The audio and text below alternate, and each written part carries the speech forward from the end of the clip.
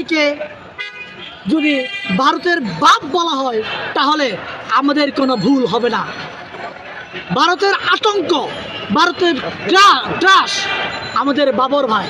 সেই বাবর ভাইকে আমরা উন্মুক্ত করেছি একমাত্র তোমাদের উস্কানি আমরা সইতে পারছি না বলে। আমি আপনাদেরকে আজকে বলতে চাই, ভারত আমাদের কখনো বন্ধু রাষ্ট্র ছিল না। ভারত যদি থেকে থাকে আমাদের শত্রু রাষ্ট্র হিসেবে ছিল। শত্রু রাষ্ট্রের কয়েকটা নমুনা আপনাদেরকে। শত্রু রাষ্ট্রের নমুনা হচ্ছে আমাদের বর্ডারে যখন আমার ফেলানির মতো আমার কিশোরী আমার বোনেরা বর্ডারে একটু ঘুরতে যায়, ওদেরকে আপনার সন্ত্রাস কিংবা ওদেরকে কি বলে চোরা কারবারি বলে ওদেরকে গুলি করে ওদেরকে বর্ডারে কাঁটাতারে ঝুলিয়ে রাখে।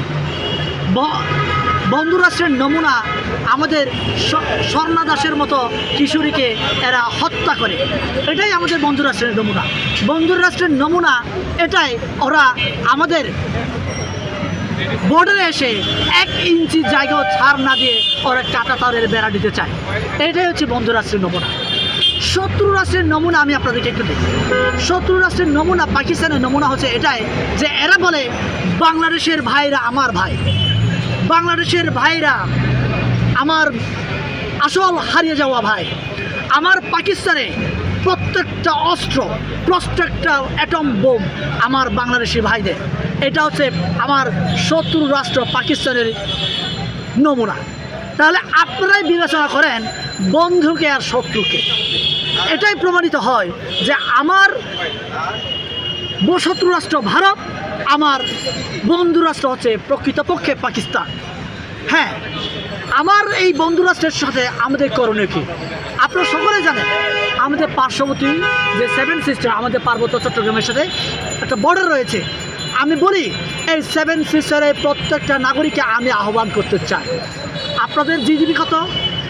800 মার্কিন ডলার। আমাদের জিডিপি কত জানেন? আমাদের জিডিপি হচ্ছে 2700 মার্কিন ডলার পার হেড। তাহলে আপনি পিছিয়ে আছেন, আমরা এগিয়ে আছি। আপনারা যদি আপনাদের জিডিপিকে 2700 মার্কিন ডলারে উন্নীত করতে চান তাহলে আমি আপনাদেরকে বলবো আপনারা বাংলাদেশের সাথে যুক্ত হয়ে যান। 7 সিস্টার কখনো ভারতের অংশ ছিল না। আপনাদেরকে দখল করে, মোদী সরকার দখল করে আপনাদেরকে ভারতের অংশ বানিয়েছে, ভারতের অঙ্গরাজ্য বানিয়েছে। তাই আমার দেশের প্রকৃত বন্ধু বাবর ভাই তিনি বেরিয়ে গেছেন। সে কিন্তু কোনো রাষ্ট্রদ্রোহিতার কাজ করে নাই, সে কিন্তু বাংলাদেশের বিপক্ষে কোনো কাজ করে নাই। ভারতের বিপক্ষে কথা বলতে গিয়ে, বাংলাদেশের পক্ষে কাজ করতে গিয়ে তাকে 15টা বছর জেল খাটতে হয়েছে। আমার দেশের দেশপ্রেমিক বাবর ভাই জেল থেকে বেরিয়ে গেছে, তাই ভারতের মাথা ব্যথা হয়ে গেছে। আমি বলি সাবধান হয়ে যাও, তোমরা যতই তেরামি করবা তোমাদের 7 সিস্টার আমরা দখল করার জন্য আগে তো 10 ট্রাক অস্ত্র পাঠানোর আমরা চেষ্টা করেছি। আমি বলবো বাংলাদেশের সকল অস্ত্র যদি তোমাদের দেশকে 7 সিস্টারকে উন্মুক্ত করার জন্য, দেশ গঠন করার জন্য, যদি স্বাধীনতা লাভের জন্য যদি সহায়তা করা লাগে তাও আমরা করব, যদি তোমরা আমাদেরকে উস্কাও।